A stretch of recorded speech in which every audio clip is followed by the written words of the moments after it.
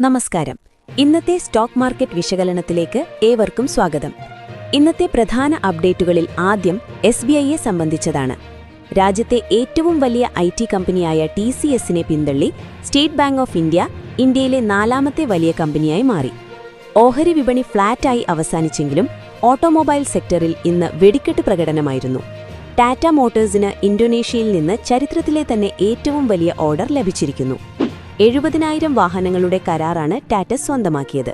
കൂടാതെ MSCI ഇൻഡെക്സിൽ നിന്ന് IRCTC പുറത്തായതും Titan, Mahindra തുടങ്ങിയ കമ്പനികളുടെ വമ്പൻ റിസൾട്ടുകളും നമ്മളിന്ന് പരിശോധിക്കുന്നുണ്ട്. വിഷയത്തിലേക്ക് കടക്കുന്നതിന് മുൻപ് ഒരു ചെറിയ കാര്യം. വിപണിയിൽ ദിവസേനയുള്ള പ്രധാനപ്പെട്ട അപ്ഡേറ്റുകൾ നിങ്ങളിലേക്ക് എത്തിക്കാൻ ഞങ്ങൾ ശ്രമിക്കുന്നുണ്ട്. അത് നിങ്ങൾക്ക് ലഭിക്കുന്നുണ്ടെന്ന് ഉറപ്പുവരുത്താൻ ഇപ്പോൾ തന്നെ ആ ലൈക്ക് ബട്ടണൊന്ന് അമർത്തുക. അതുകൂടാതെ ചാനൽ സബ്സ്ക്രൈബ് ചെയ്യാനും മറക്കരുത്. ഇനി നമുക്ക് പ്രധാന അപ്ഡേറ്റുകളിലേക്ക് കടക്കാം. ആദ്യം തന്നെ വിപണിയുടെ ഇന്നത്തെ പ്രകടനം നോക്കാം. സെൻസെക്സ് 40 പോയിന്റ് ഇടിഞ്ഞ് ഫ്ളാറ്റായാണ് ക്ലോസ് ചെയ്തത്. നിഫ്റ്റി 59,553 ക്ലോസ് ചെയ്തു. വിപണി ഫ്ളാറ്റ് ആണെങ്കിലും ചില സെക്ടറുകൾ നല്ല പെർഫോമൻസ് നടത്തി, പ്രത്യേകിച്ച് ഓട്ടോമൊബൈൽ സെക്ടർ. ഐഷർ മോട്ടോഴ്സ്, അതായത് നമ്മുടെ റോയൽ എൻഫീൽഡിന്റെ കമ്പനി, ഇന്ന് 6.45% കുതിച്ചുയർന്നത്. ഇന്നത്തെ വിപണിയിലെ ടോപ്പ് ഗെയിനർ അവരാണ്. എന്നാൽ ഓട്ടോ സെക്ടറിലെ യഥാർത്ഥ ഹീറോ ടാറ്റ മോട്ടോഴ്സാണ്.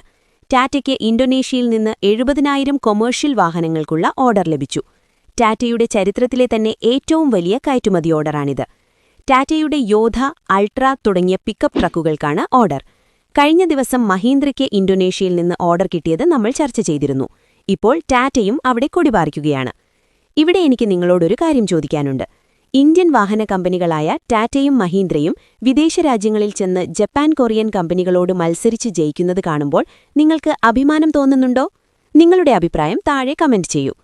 അടുത്തത് ഇന്ത്യൻ കോർപ്പറേറ്റ് ലോകത്തെ വലിയൊരു മാറ്റത്തെക്കുറിച്ചാണ്. വിപണി മൂല്യത്തിന്റെ അടിസ്ഥാനത്തിൽ SBI TCSനെ മറികടന്ന് ഇന്ത്യയിലെ നാലാമത്തെ വലിയ കമ്പനിയായി മാറി. TCS ഓഹരികൾ AI ഭീഷണി കാരണം സമ്മർദ്ദത്തിലാണ്. എന്നാൽ SBI ആകട്ടെ കിട്ടാക്കടം കുറച്ചും ലാഭം കൂട്ടിയും കുതിക്കുകയാണ്. ബാങ്കിംഗ് സെക്ടറിന്റെ തിരിച്ചുവരവാണിത് സൂചിപ്പിക്കുന്നത്. ഇന്നത്തെ മറ്റൊരു വാർത്തയാണ് MSCI റീബാലൻസിംഗ്. വിദേശ ഫണ്ടുകൾ ഇന്ത്യയിൽ നിക്ഷേപിക്കാൻ ഉപയോഗിക്കുന്ന ഇൻഡെക്സാണിത്. ഇതിൽ ചില മാറ്റങ്ങൾ വന്നിരിക്കുന്നു. Aditya Birla capital, L&T finance എന്നീ ഓഹരികളെ MSCI ഇൻഡെക്സിലേക്ക് പുതുതായി ഉൾപ്പെടുത്തി. എന്നാൽ IRCTC ഈ ഇൻഡെക്സിൽ നിന്ന് പുറത്തായി.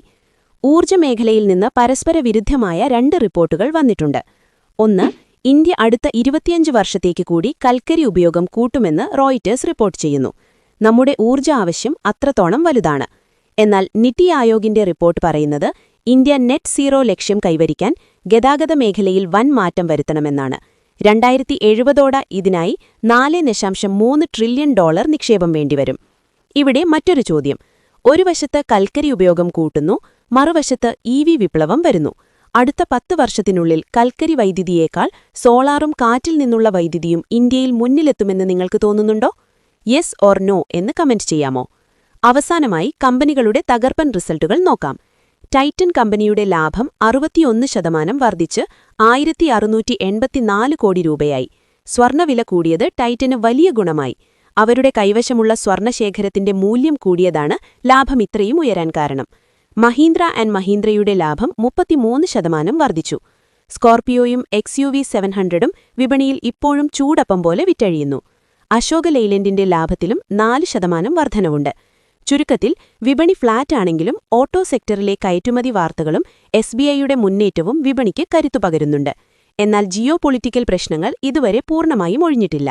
പുതുതായി വന്ന അമേരിക്ക-ഇറാൻ പ്രശ്നത്തിന്റെ പുരോഗതി മുന്നോട്ടുള്ള പ്രയാണത്തിന് വളരെ പ്രധാനമാണ്. ഈ വിവരങ്ങൾ നിങ്ങൾക്ക് ഉപകാരപ്രദമായെങ്കിൽ വീഡിയോ ലൈക്ക് ചെയ്യാനും ഷെയർ ചെയ്യാനും മറക്കരുത്. നന്ദി, നമസ്കാരം.